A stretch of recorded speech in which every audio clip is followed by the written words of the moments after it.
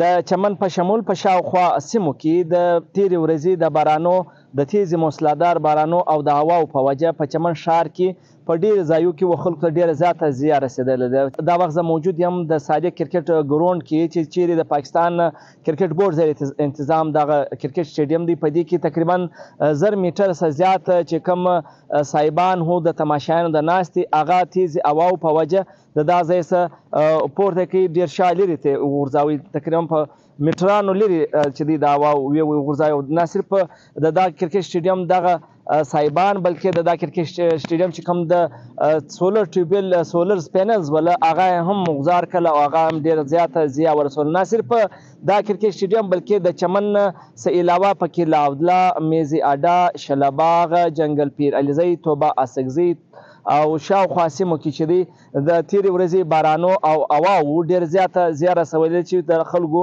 ډېر زیات نقصانات شوي دي. سره ځینې کرکټران موجود دي، د هغو څخه پوښتنې کوو چې هغه په دې هکله څه غواړي وایي. ستاسو کرکټ ګراوند ته تاوان رسېدلی دی د تیرې ورځې د هواو څه نور څه ویل غواړي؟ زه اول دا خبره کوم چې زموږ کرکټ ګراوند ته چې دی هغه د تیر 2 ورځو څخه کوم بارانونه او کومې هواوې چې وچلې دي ډېر تاوانونه یې ورسول. لومړنی تاوان یې دا دی چې زموږ د تماشایانو چې کوم صاحبانو هغه خراب کړي دي، هغه ته ډېر تاوان رسولی دی چې هغه هواو چپه کړي. او بل چې و هغه د شمسي سولر سیسټم چې دی هغه ته هم ډېر تاوان رسولی، ځینې شمسیان چې وي هغه یې ماتې کړي دي.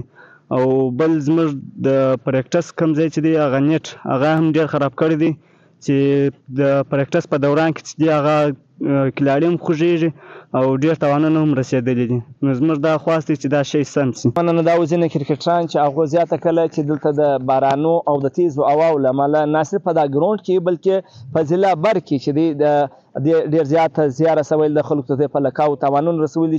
شمسي سولر ټیوبویلز او د دې پینلز چې کوم دي شمسیانې چې کوم دي دا ګرد خرابې کړي دي، ماتې کړي دي او د خلکو ډېره زیاته زیان شوې ده. محکمه موسمیات بیا زیاته کړې ده چې په چمن سمیت په دغه سیمو کې چې دی نن به هم بارانونه په وقفې سره کیږي.